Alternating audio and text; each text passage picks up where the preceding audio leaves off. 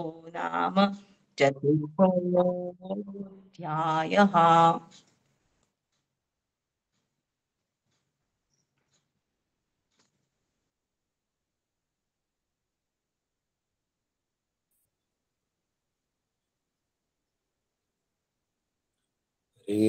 हरे राम राम राम हरे हरे, हरे कृष्ण कृष्ण कृष्ण हरे हरे।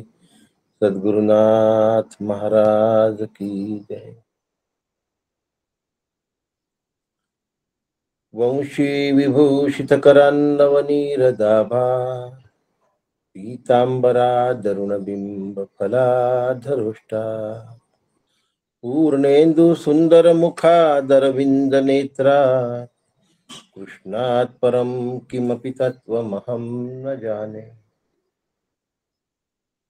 गीता शास्त्रमिदं पुण्यं यः पठेत् प्रयतः पुमान्, विष्णोः पदमवाप्नोति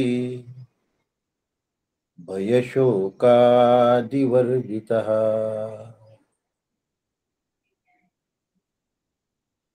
भारतामृतसर्वस्वं विष्णोर्वक्त्राद्विनिःसृतम्, गीता गंगोदकं पीत्वा पुनर्जन्म न विद्यते। सर्वोपनिषदो गावो दुग्धा गोपालनन्दनः, पार्थो वत्सः सुधीर्भोक्ता दुग्धं गीतामृतं महत्। सदाशिवसमारम्भाम् शङ्कराचार्यमध्यमाम्, अस्मदाचार्यपर्यन्ताम् वन्दे गुरुपरम्परा, वन्दे गुरुपरम्परा। अभाग्यासी करी भाग्यवंत, काका ब्रह्मरूपची मूर्तिमंत, जीवत्वाची भ्रांत स्वरूपी विराली। आनंदाचे तू मूळ, तेथे आटती प्रमाणांचे जळ, आपणा सारिखे सकळ करोनी ठेले। सद्गुरुनाथ महाराज की जय।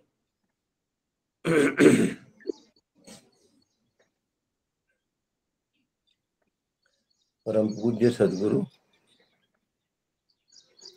डॉक्टर काका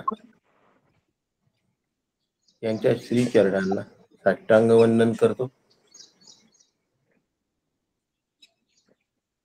परमपूज्य मंदाताई यांना साष्टांग नमस्कार करतो। आदरणीय नीलाताई दातार यांना वंदन करतो आणि आमच्या अनुराधाताई अंकलीकर यांना नमस्कार करतो। आपण सगळ्या श्रोतृ बंधांना नमस्कार करतो। आजच्या चिंतन प्रवचनाला प्रारंभ करतो।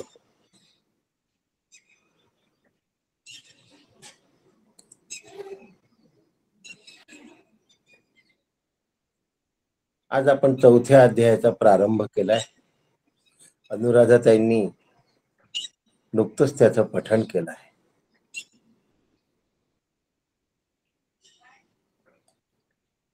चौथ्या अध्यायाचा जो शेवटचा श्लोक आहे त्यात भगवंतांनी अर्जुनाला सर्व संशय टाकून निसंशय होऊन युद्धाला उभं राहण्याचं आवाहन केलं आहे। तिसऱ्या अध्यायातला शेवटचा श्लोक।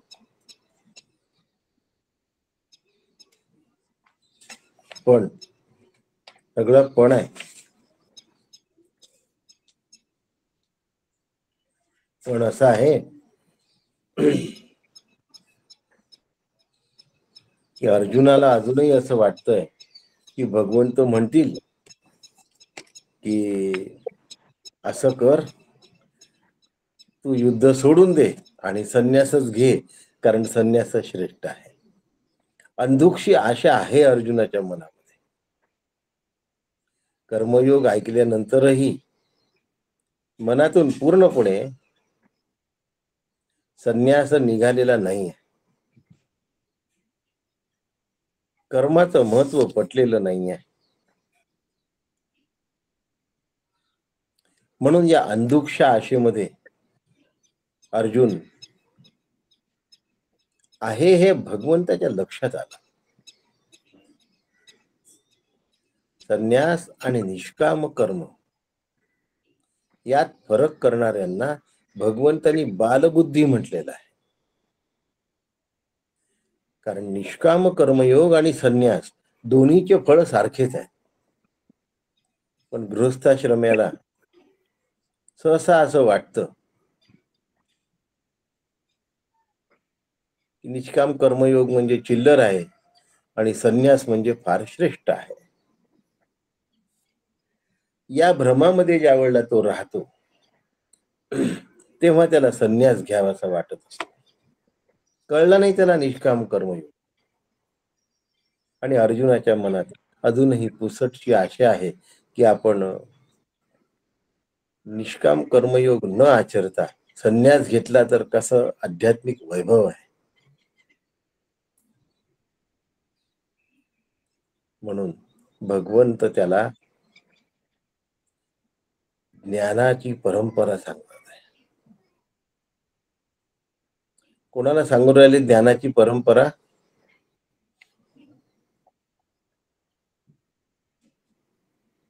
अर्जुनाला सांगतात आहे.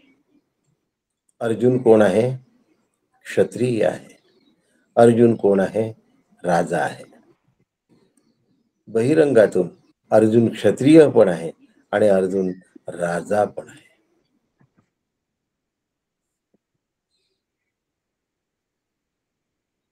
आणि म्हणून एका क्षत्रियाला, एका राजाला ज्या वेळेला परंपरा सांगायची असते त्यावेळेला ती राजघराण्याचीच सांगितली पाहिजे. दुसरी परंपरा सांगून चालत नाही.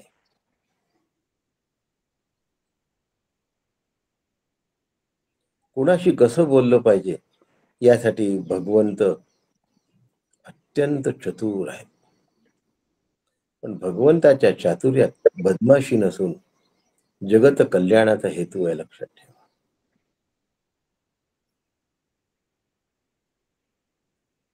रावण स्वतःची पोमॅडिंगी जेव्हा मारत होता आणि ब्रह्मास्त्राने हनुमंतानी स्वतःला बांधून घेतलं आणि रावणाच्या समोर गेला, त्यावेळेला रावण म्हणतो की आमची पराक्रमाची शृंखला तुम्हाला माहिती नाही. काय वाक्य आहे? पराक्रमाची शृंखला. आणि रावणाच्या अंतःकरणात आत्मविश्वासाला तडा जावा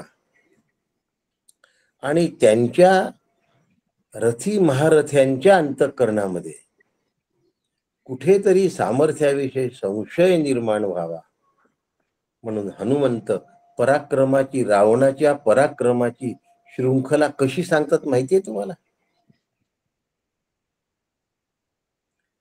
सहस्त्रार्जुनासमोर तुझा टिकाव लागला नाही रावणा, तुझ्या पराक्रमाचा पहिली शृंखला सुरू करतोय.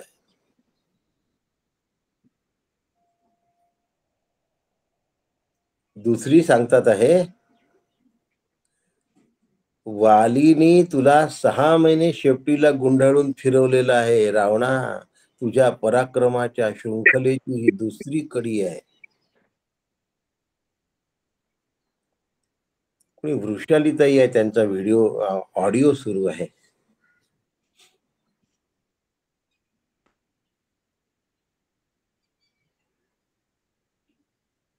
आणि तिसरी पराक्रमाची शृंखला दुसऱ्याची बायको पळवून आणण्याप्रत तुझं अंतःकरण हीन दर्जाला जाऊन पोचला आहे. जिला स्वयंवरातून तू जिंकू शकला नाहीस, ज्यांनी केलेल्या धनुष्याला तू प्रत्यंचा बांधू शकला नाहीस, इथे चोरासारखा भिक्षेकऱ्याच्या वेशामध्ये येऊन तू स्त्रीला पळवून नेतोस. असे तुझे पराक्रम आहेत रावणा. रावणाचं आणि त्याच्या सैन्याचं, त्यांच्या नेत्यांचं संपूर्णतः खच्चीकरण करण्याची हनुमानाने शृंखला सांगितली.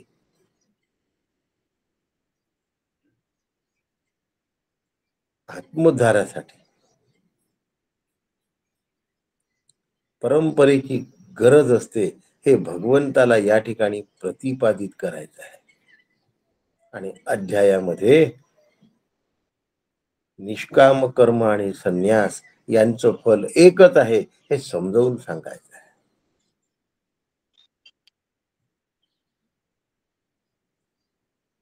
म्हणून या अध्यायामध्ये निष्काम कर्माचे विविध अंग भगवंतानी उलगडून दाखवले आहेत.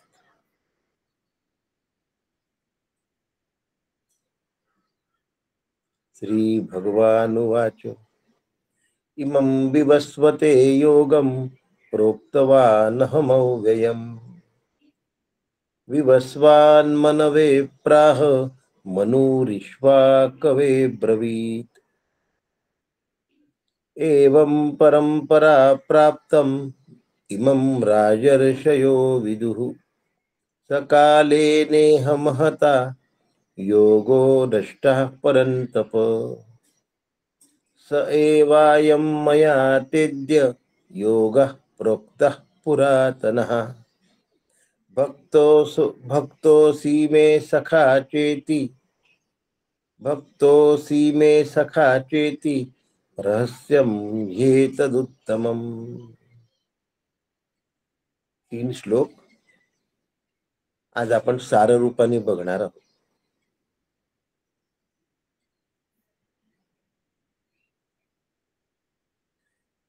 एवं अशा प्रकारे परंपरा प्राप्त असलेले लोक. कशा प्रकारे परंपरा प्राप्त असलेले लोक? विवस्वान मनवे प्राह मनुरिश्वां कवे ब्रवीत. अशा प्रकारच्या परंपरा प्राप्त असलेले लोक.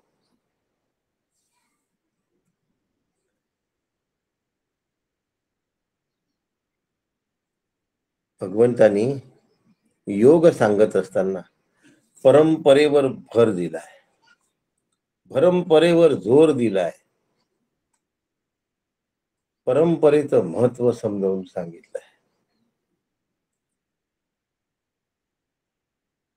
एका परंपरेला धरून चालणारी जी मंडळी, त्यांना संप्रदाय असं म्हणतात. त्यामुळे मन संकुचित न होता मन विशाल होतं, मन विस्तीर्ण होतं.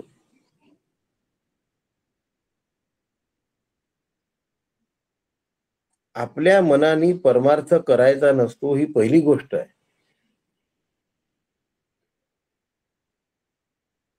दुसरी, कुणालाही गुरु करायचं नसतं. गुरु परंपरा युक्त पाहिजे, संप्रदाय युक्त पाहिजे.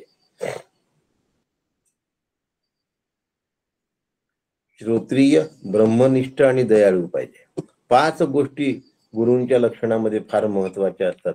श्रोत्रिय, ब्रह्मनिष्ठ, दयाळू म्हणजे प्रस्थानत्रयीचा त्यांचा अभ्यास असला पाहिजे, ब्रह्मानुभव त्यांना झालेला असला पाहिजे आणि शिष्याला तो व्हावा यासाठी त्यांचं अंतःकरण तळमळत असलं पाहिजे. ते संप्रदाय आणि परंपरेने युक्त असले पाहिजे. नाही तर काय होतं, चालतं चालतं आणि संपून जातं. बुद्धिबोध व्हायला वेळ लागत नाही. कारण अरूप, अचिंत्य असे आत्म्याबद्दल कोण काय बोलेल हे सांगता येत नाही. मार्गामध्ये सूक्ष्म जरी फरक पडला तरी मोक्ष हातचा निघून जातो आणि मानव जन्म पुन्हा पुन्हा मिळत नाही. असतात ना लोक बघा, गणपती मांडतात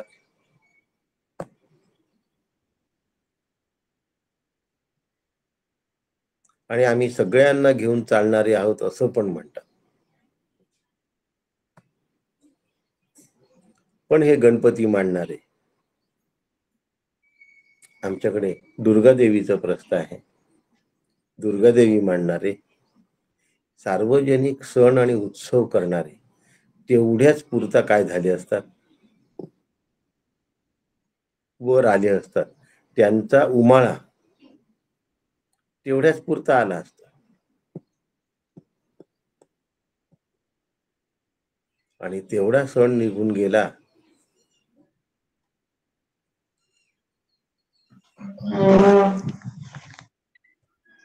की त्वमेव केवलं करतासी, हरतासी, धरतासी, सगळं ते विसरून गेले असतात.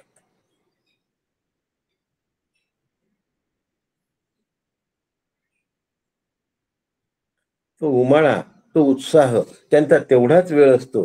म्हणून संप्रदाय युक्त आणि परंपरेसहित असलेलेच सद्गुरू ब्रह्मविद्या देण्यास योग्य असतात आणि तेही पात्र शिष्याचा. हो, कारण प्रवृत्ती रूप मार्ग आहे, हा कर्म मार्ग आहे आणि निवृत्ती रूप मार्ग आहे, हा संन्यास मार्ग आहे.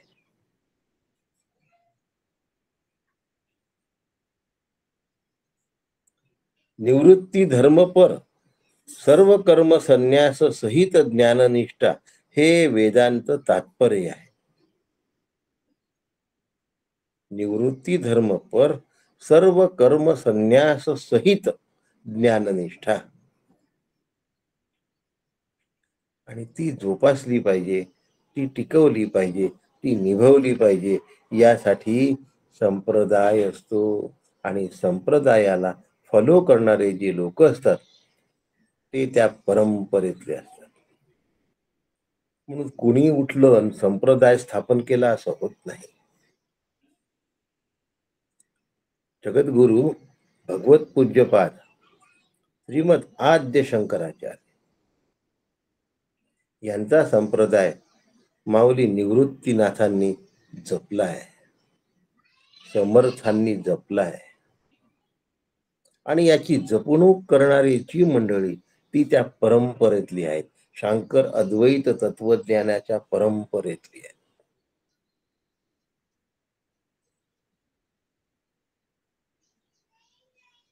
अद्वैताची परंपरा ज्यांनी जपली आणि ती ज्या पद्धतीने चालू केली ठेवली त्यांना संप्रदाय असं म्हणतात.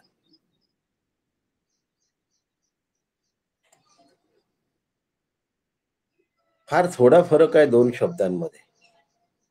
म्हणून कधी संप्रदाय कधी परंपरा असा शब्द आलटून पालटून वापरला जातो.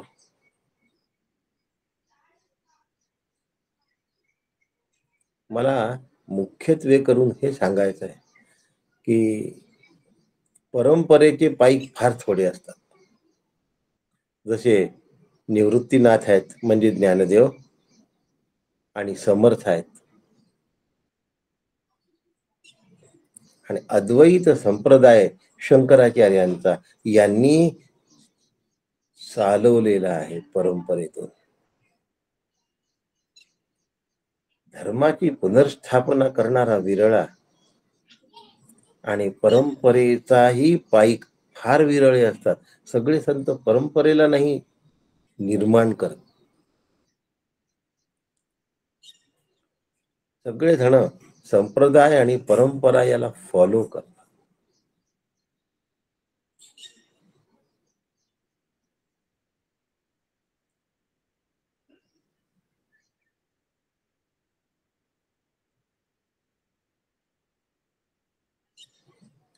इमं विवस्वते योगम प्रोक्तवा नहमव्ययम.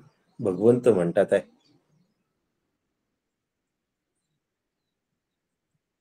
कल्पाच्या आरंभी हा योग मी विवस्वानाला सांगितला. याचा स्पष्ट अर्थ आहे, सनातन वैदिक हिंदू धर्म ईश्वर निर्मित आहे. म्हणून भगवान वाच मानव निर्मित नाही आहे. बाकी सर्व धर्म मानव निर्मित आहे.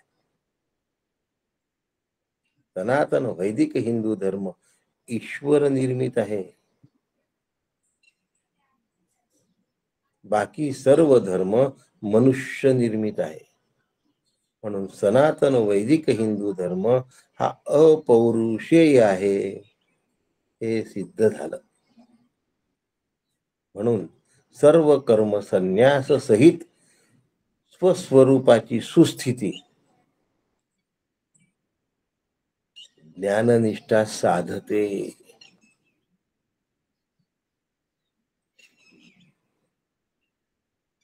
हे फळ प्राप्त झाल्यानंतर जीव पुन्हा संसारामध्ये येत नाही. पुन्हा जन्माला नाही येत जीव.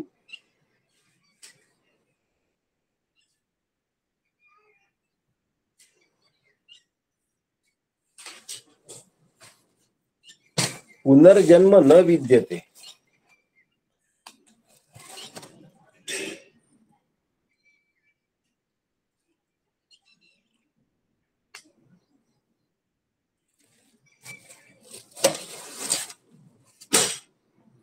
आपण आत्ताच पाहिलाय, गीता गंगोदकम पित्वा पुनर्जन्म न विद्यते.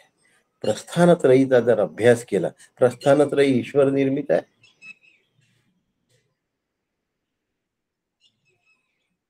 पुन्हा जन्माला यायचं आणि पुन्हा संसार दुःख प्राशन करण्याची गरज पडत नाही.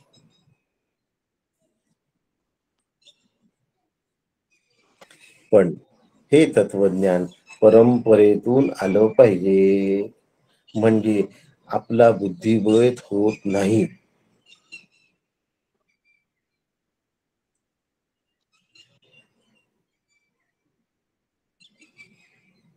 अगा उगवला गभस्ती, किती एक वाटा दिसती आणि तिथुलेही काय चाली जाती सांगे मग.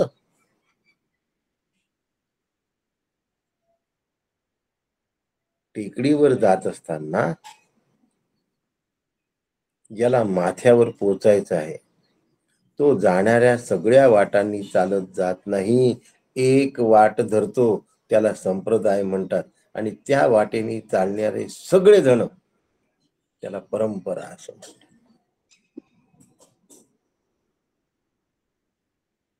म्हणून हे तत्वज्ञान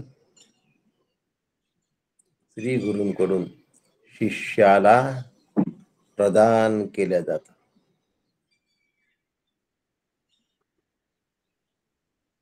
प्रदान शब्द का वापरला, दान शब्द का नाही वापरला? दान शब्दामध्ये देणं असं आहे आणि प्रदानत्वामध्ये तसं होणं असं आहे. श्री गुरु शिष्याला ब्रह्मरूप करत नाहीत. शिष्य मूळचा ब्रह्मरूप आहे ह्याची जाण करून देतात. हे प्रधानत्व आहे. म्हणून गुरु शेवटी पण म्हणतात की मी तुला काहीच दिलेलं नाही, जे तुझ्या जवळ होतो तेच तुला कळलेलं आहे. देणं हा प्रकार आणि उपकार केले हा प्रकार हा परमार्थात नसतो. म्हणून गुरु शिष्यावर उपकार करत नाहीत. पण शिष्य मात्र गुरूंचा अखंड ऋणी असतो, कारण तेवढं जर अज्ञानाचं पांघरून काढलं नसतं तर याला स्वरूपाचं आकलन कधीही झालं नसतं. म्हणून शिष्य कायम ऋणात असतो आणि गुरु कर्तृत्व भावात कधीच नसतात. स्वयं तीर्णः परांतारयते. स्वतः आपण तरले नव्हे ते नवल. आपलं तत्वज्ञान काय सांगतं, तुम्ही तुमचा उद्धार केला याच्यात काही विशेष नाही आहे. इतरांना घेऊन तुम्हाला चालता आलं पाहिजे.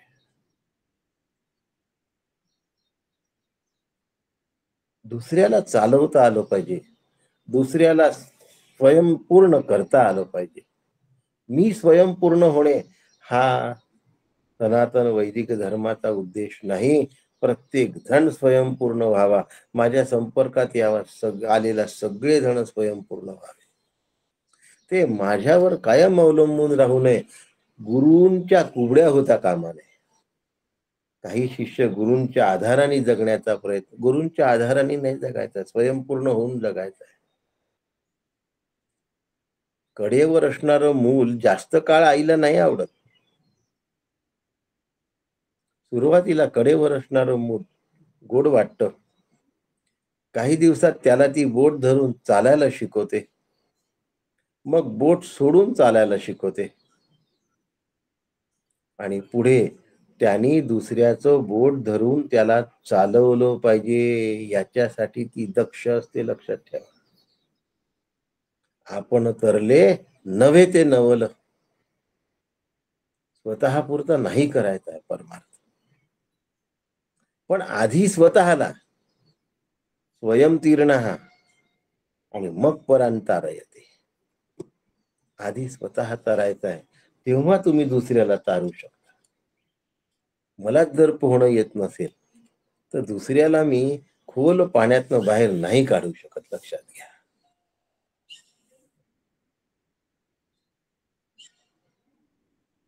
परंपरा ही गुरु शिष्यांची असते. मग त्यावेळेला शिष्य पुत्र पण असू शकतो हे विसरू नका. छांदोग्य. आणि या ठिकाणी तर पिता पुत्रांची सांगितलीच आहे.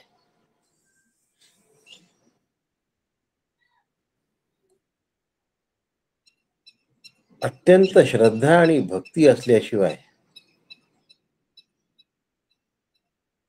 शिष्याला ज्ञान प्रदान केल्या जात नाही.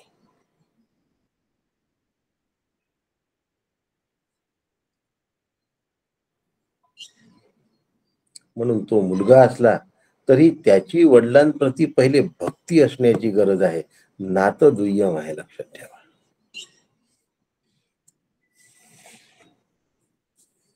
आपण जे श्लोक या ठिकाणी म्हणतोय, भक्तोसी में सखा चेती.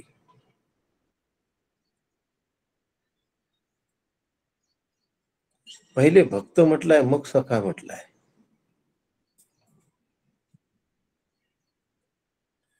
आधी सखा आणि मग भक्त नाही म्हटलं. तू प्रेमाचा पुतळा, भक्तीचा जिव्हाळा, मैत्रीचा चितकळा धनुर्धरा. प्रेमाचा पुतळा पहिलं आणि भक्तीचा जिव्हाळा दुसरं, मैत्रीचा चितकळा तिसरं आणि तू धनुर्धरायचा चौथा भाग. म्हणजे कौशल्यच प्राप्त केलंच आहे, रडक्या नाही आहेस.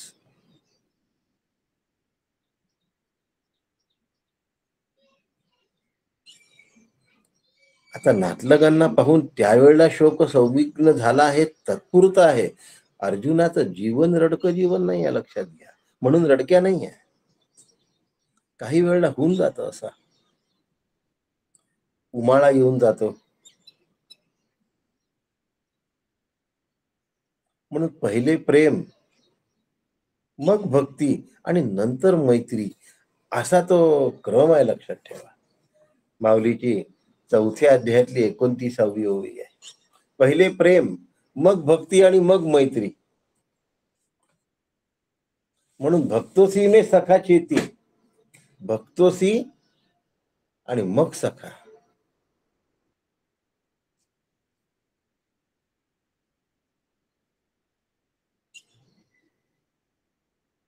भक्त असल्याशिवाय ऐकता येत नाही. मित्र मित्राचं ऐकून घेतो. विचार साम्य असतं. पण मित्र हा भक्त असेल असं सांगता येत नाही. भक्त असण्याचं वेगळंच क्वालिफिकेशन आहे. ते सगळ्या मित्रांना भक्त नाही होत आहेत.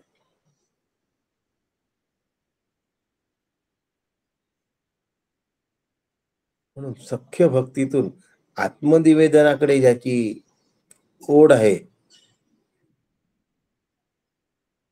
तोच भक्त होतो, लक्षात ठेवा. सख्यातून आत्मनिवेदनाकडे. श्रवणम कीर्तनम विष्णू स्मरणम.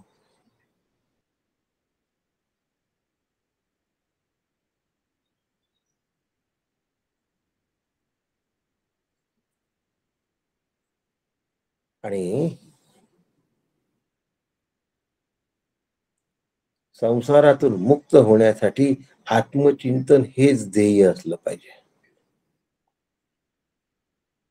कर्म न करण्याकडे प्रवृत्ती वाढली तर सगळा समाज काय होऊन जाईल? शिथिल होऊन जाईल. असं झालेलं आहे बरं का आधी. म्हणून कैसा नेणो मोह वाढीला, जेणे बहुत काळ व्यर्थ गेला. म्हणून योगू हा लोपला लोकी.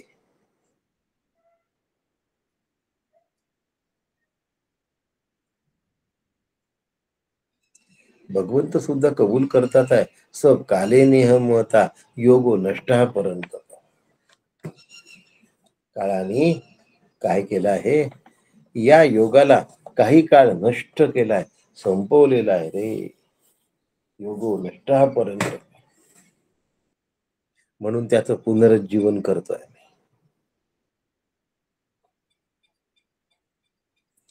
आम्हाला पुनरुज्जीवन करणं म्हणजे फक्त मंदिर आणि मठ बांधणं आहे असं समजतं. धर्माचे रक्षण म्हणजे मंदिरांचे रक्षण नव्हे. धर्म हा बाह्य विषयावर आश्रित नसून मनुष्यावर आश्रित आहे. त्यामुळे धर्माचं अनुसरण करणाऱ्यांचं रक्षण म्हणजे धर्मरक्षण. नुसतं मंदिर रक्षण म्हणजे धर्मरक्षण नाही.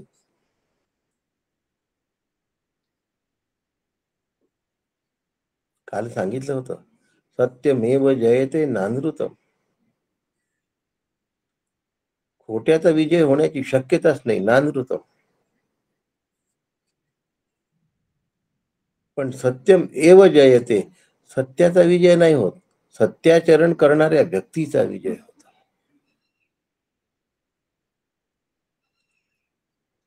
तसं मंदिर सांभाळणे म्हणजे धर्माचं रक्षण नाही होत. ज्यांची धर्मावर आस्था आहे आणि जे धर्माचं अनुकरण करतात, त्यांचं रक्षण म्हणजे धर्माचं रक्षण. म्हणून राजाला सांगितलंय की तू धर्माचं रक्षण करायचं आहे, म्हणजे धर्माचं अनुसरण करणाऱ्या लोकांचं रक्षण करायचं. म्हणून इथे बोध राजा टू राजा, राजा टू राजा ही परंपरा या ठिकाणी सांगितलेली आहे. आणि म्हणून एवम परंपरा प्राप्त म्हटलंय.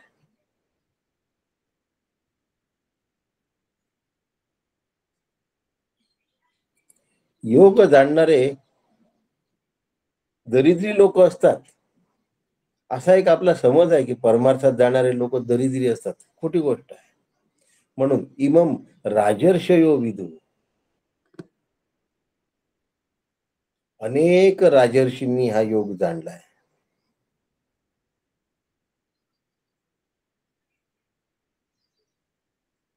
आणि तुला सांगतो आहे कारण तुझ्यात काही क्वालिफिकेशन आहे, म्हणून परंतप.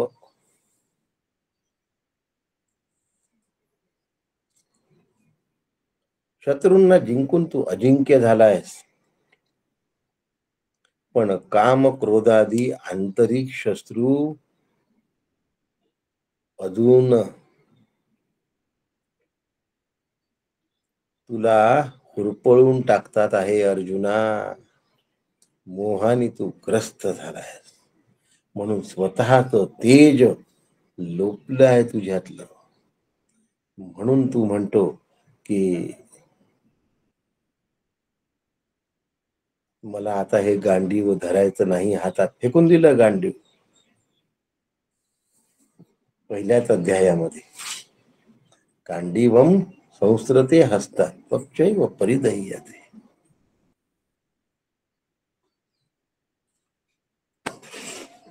तोंड कोरडं पडलंय तुझं, कारण मोहाने तू ग्रासला आहेस. परंतप असताना सुद्धा तू जखडल्या गेलायस अर्जुना. मोठमोठी माणसं सुद्धा मोहामध्ये फसतात, लक्षात ठेवा. खूप मोठी असतात,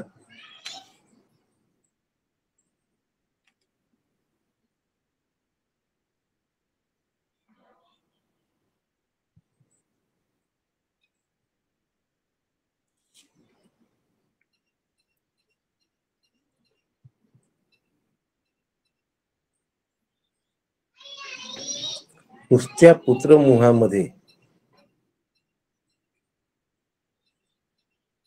धृतराष्ट्र फसून गेला. मोठमोठ्या पार्ट्या उभारतात, लढवय्ये म्हणून स्वतःला वाघ म्हणतात. आम्ही लढणारे म्हणून पार्टीला सेना म्हणतात.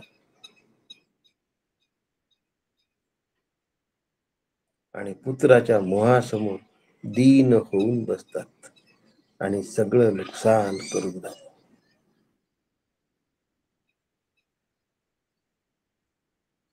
मोह हा असा शत्रू आहे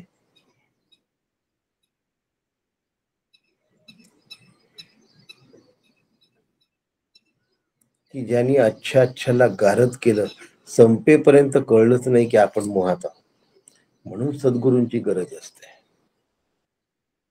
म्हणून राजा केव्हाही पराक्रमी असला तरी त्याला सद्गुरू लागतात. रामाने सुद्धा वशिष्ठांना ठेवलाय, स्वीकारलाय सद्गुरू म्हणून. मन योग्य दिशेने जायला अधिकारी त्याच्या अधिकाऱ्याचा अंकुश त्याच्यावर लागतो, नाहीतर सामर्थ्याचा मद त्याच्या सद्गुणांचा ऱ्हास करून टाकतो.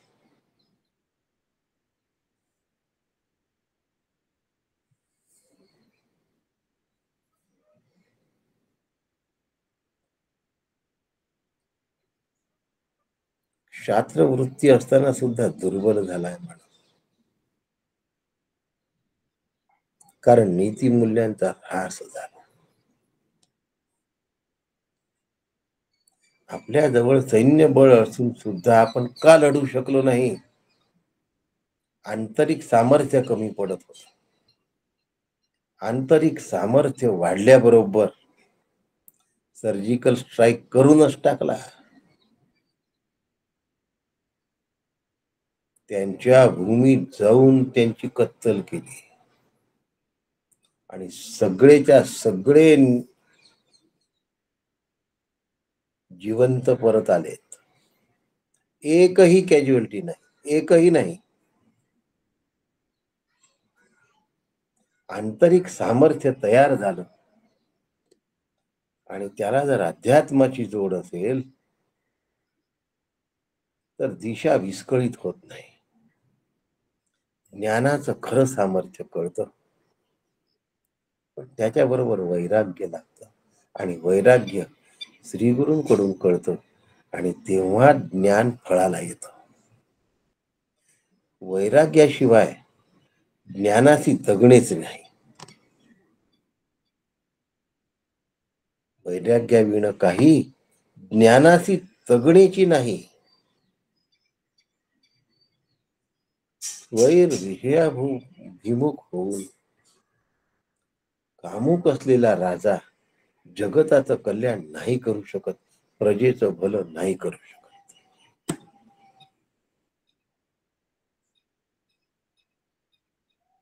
म्हणून अच्छ म्हणणारे मोहामध्ये फसून गेले.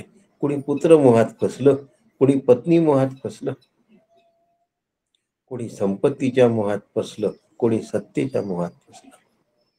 या सर्व मोहांपासून जर निवृत्ती करून घ्यायची असेल तर परंपरा युक्त सद्गुरूंची नितांत गरज आहे आणि त्यांना शरण गेलं पाहिजे. गुरु घरी येतील आणि आपल्याला अनुग्रह करतील, आपल्याला म्हणतील. आम्ही जेव्हा म्हणण्यासाठी काय राहू, उतावीळ राहू, त्यावेळेला त्याचा जास्त उपयोग होतो. तोपर्यंत श्रवण केलं तरी त्यात दोष येतो.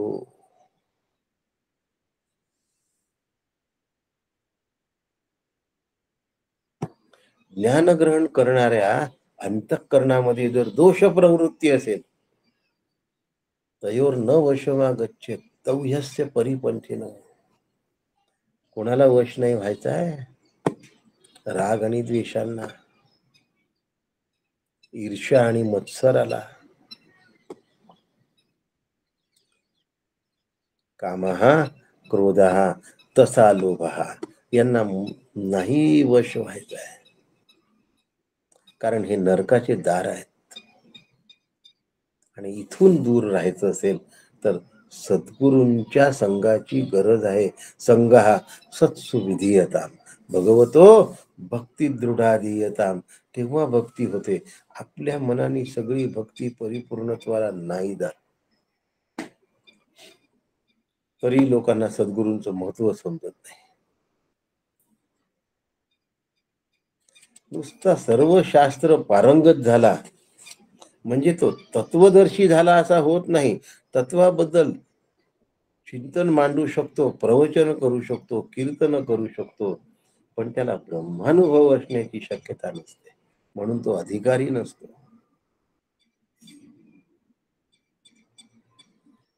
अधिकारी. तो अधिकारी होण्यासाठी सद्गुरूंचाच आशीर्वाद लागतो, सद्गुरूंचीच कृपा लागते. त्यांच्या कृपेशिवाय नाही होऊ शकत आम्ही तसं.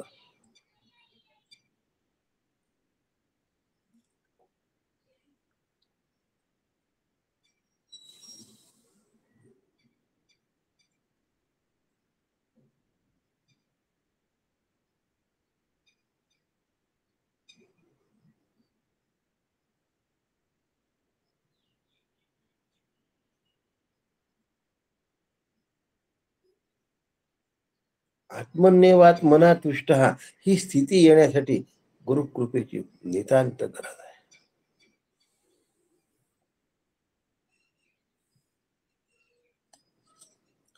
वैराग्याशिवाय परमार्थ फळफळत नाही, बरकत होत नाही. आत्मोन्नती करून घेण्यासाठी कर्मयोग निष्ठेची आवश्यकता आहे आणि त्यासाठी विवेक सद्गुरू शिकवतात. म्हणून ती गुरुकृपा दृष्टी निर्विष होय. अर्जुनाला ब्राह्मण परंपरा न सांगता क्षत्रिय परंपरा सांगितलेली आहे, लक्षात ठेवा. कारण अर्जुन क्षत्रिय आहे. त्याला क्षत्रिय परंपरा सांगणं गरजेचं आहे. कुणाला काय सांगावं हेही ठरलेलं आहे. जे असा विचार न करता बोलतात त्यांचं बोलणं बाष्कळवाणं असतं. पहिले आपल्याला आपल्या सनातन वैदिक धर्माचं महत्व कळलं पाहिजे. शांकर अद्वैत वेदांताची जाण, त्याचं मूल्य कळलं पाहिजे आणि त्यानंतर सद्गुरूंचं श्रेष्ठत्व उमगवून घेता आलं पाहिजे. आपल्या मनाने आपण नाही इथपर्यंत वाटचाल करू शकत आणि अशक्य कोटीतली गोष्ट आहे. प्रत्यक्ष देवांना जर गुरु करायचं असेल तर आपण तर मानव आहोत.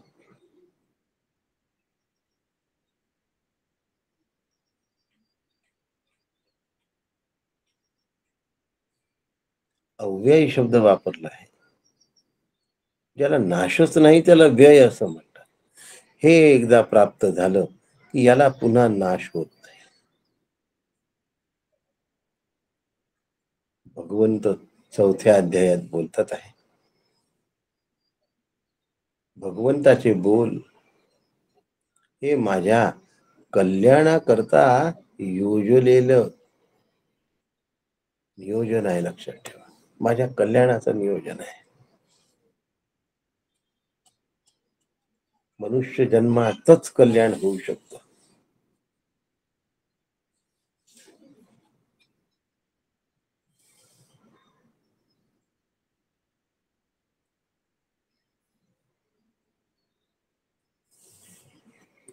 म्हणून कर्म न करण्याकडे प्रवृत्ती निर्माण न होता सगळं घरदार सांभाळून मोक्ष मिळवता येतो. पण मोक्ष मिळवण्याची पोटतिडीक पाहिजे, तर सद्गुरू मार्ग सांगतात. आम्हीच त्यांना जर अडचणी सांगितल्या, असं आहे तसं आहे तसं आहे, मग मी कसं करू? सध्या मला अभ्यास करणं शक्यच नाही. राहा, मग घरीच बसून राहा.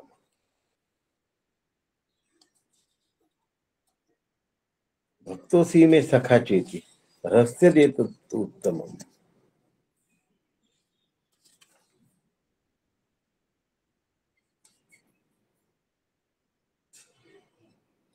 पहिली गोष्ट, हे श्रीकृष्णाचं व्यक्तिगत तत्वज्ञान नाही, हे ईश्वराचं आहे. हे वेद प्रतिपादित आहे. गुरु शिष्य संप्रदायातून अनादी कालापासून आलेली आहे. म्हणून गीता शास्त्र हा स्वतंत्र ग्रंथ नसून वेद प्रामाण्य आहे. म्हणून प्रस्थानत्रयीमध्ये भगवद्गीतेचं एवढं मोठं मूल्य आहे.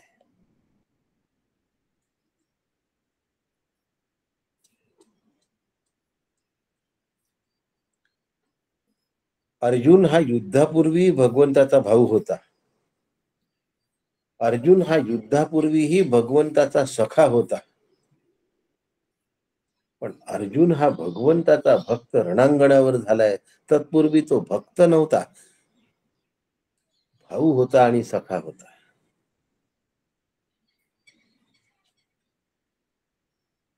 सख्यत्व शब्दामध्ये स्निग्धता असते, स्नेह असतो, जिव्हाळा असतो, प्रेम असतं.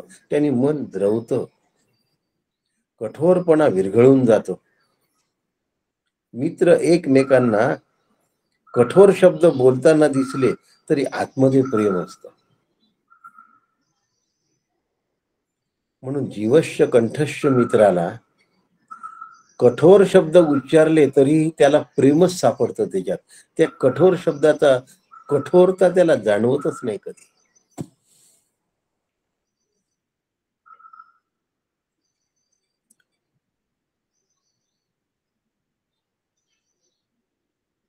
कुठलेही शब्द जीवश्य कंठस्थ मित्राला वापरल्यानंतर त्याला हे माहिती असतं की हा बदमाश आहे, म्हटलं तरी हा मला बदमाश नाही मानत. म्हणत असला तरी नाही मानत. म्हणे ना का सगळ्यांमध्ये, तरी नाही मानत. कारण आतमधला स्नेह, त्यातली स्निग्धता, सख्यत्व त्याला खात्री देतं की हा बोलतो काय आहे त्यापेक्षा हा वागतो काय. म्हणून अर्जुन सखा होता, अर्जुन बंधू होता, पण अर्जुन भक्त नव्हता. भक्त रणांगणावर झाला. भगवंताविषयी गुरुभावना रणांगणावर निर्माण झाली. म्हणून शिष्यस्तेहम शाधी माम त्वं प्रपन्न, दुसऱ्या अध्यायात म्हणतात. आता अर्जुन अगतिक झालाय. आता अर्जुनामध्ये नितांत श्रद्धा निर्माण झाली आहे. आता अर्जुन समर्पित झाला आहे. आता अर्जुन शरण गेला आहे. ज्ञान देण्यासाठी योग्य पृष्ठभूमी तयार झाली. तवा गरम झाल्यानंतरच डोसा टाकायचा असतो. पण भक्त झाल्याशिवाय त्याला उपदेश दिला नाही. शिष्यांना केव्हा उपदेश केला पाहिजे याचे सुद्धा नियम आहेत. म्हणून तद्विज्ञानार्थम स गुरुमेवाभिगच्छ समित्पाणी श्रोत्रियम ब्रह्मनिष्ठ. शास्त्रविधीप्रमाणे जोपर्यंत शिष्य अनन्य भावाने शरण जात नाही तोपर्यंत त्याला श्री गुरु ज्ञानाचा उपदेश देत नाही.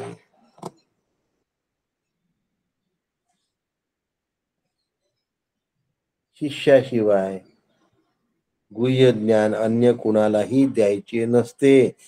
पंचदशीत पुत्र पण सांगितलं आहे, शिष्य आणि पुत्र.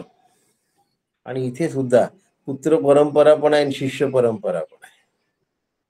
या व्यतिरिक्त कुणालाही गुह्य ज्ञान द्यायचं नसते आणि योग्य अधिकाराशिवाय ते द्यायचं नसते. पुत्र असो की शिष्य असो, तो भक्त असलाच पाहिजे. त्याची नितांत श्रद्धा असलीच पाहिजे, नाहीतर ते ज्ञान फळत नाही, लक्षात ठेवा. म्हणून गुरूंविषयी ज्याच्या अंतःकरणात नितांत श्रद्धा असते त्यांनीच केलेला अभ्यास फळतो. आम्हाला काय वाटतं, खूप वेळ अभ्यास केला म्हणजे यश येतं, खूप पुस्तकं वाचली म्हणजे आम्ही समोर येतो. खोटी गोष्ट आहे. कितीतरी विद्वान लोक आहेत की ज्यांनी अभ्यास करून आपल्या बुद्धीला चाळवलाय पण मोक्षाकडे गेले नाही, कारण शरणागत झाले नाही, भक्त झाले नाही. गुरूंप्रती अंतःकरणातला भाव, दृढ श्रद्धा फार मोलाची आहे, अभ्यासापेक्षा सुद्धा मोलाची आहे. म्हणून पहिले श्रद्धावान लभते ज्ञानम म्हटलंय आणि मग तत्पर हा आणि संयतेंद्रिय म्हटलंय. नुसती श्रद्धा असून भागणार नाही, श्रद्धेबरोबर उद्योगशीलता पाहिजे, इंद्रिय संयमन पाहिजे. पण आधी श्रद्धा पाहिजे. श्रद्धा एवढी मोलाची आहे. नुसती श्रद्धा चालत नाही, हे बरोबर आहे. नुसती श्रद्धा भोगू पाहसी परमपदा तैसे हे प्रबुद्धा सोपे नव्हे. पण पहिले श्रद्धा पाहिजे, भूमी नांगरलेली पाहिजे, नीट त्यातली उष्णता कमी झालेली असली पाहिजे, पाऊस पडलेला असला पाहिजे, आणि मग करा पुढचं काम. एकदम पेरणी करून नाही होत. म्हणून उद्योगशीलतेच्या आधी श्रद्धा पाहिजे. आमची श्रद्धा किती आहे हा फार महत्वाचा भाग असतो. सुरुवातीला अडीअडचणीत श्रद्धा राहते, प्रापंचिक अडचणी संपल्या की गुरुवरची श्रद्धाही उडते. अशाला मोक्ष नाही मिळत. म्हणून मोक्ष मिळण्याचा बेसिक क्वालिफिकेशन जर काही असेल तर तो भक्त असला पाहिजे, शरणागत असला पाहिजे, श्रद्धा असली पाहिजे. असं जर झालं तर विभक्त नव्हे तो भक्त इथपर्यंत त्याची वाटचाल होते. पहिले द्वैतातली भक्ती आणि मग अद्वैतातली ऐक्याची भक्ती, इथपर्यंत जाऊन पोहोचण्यासाठी चौथा अध्याय आपल्याला मदत करतो आहे. ज्ञान कर्म संन्यास योग आपल्याला मदत करणार.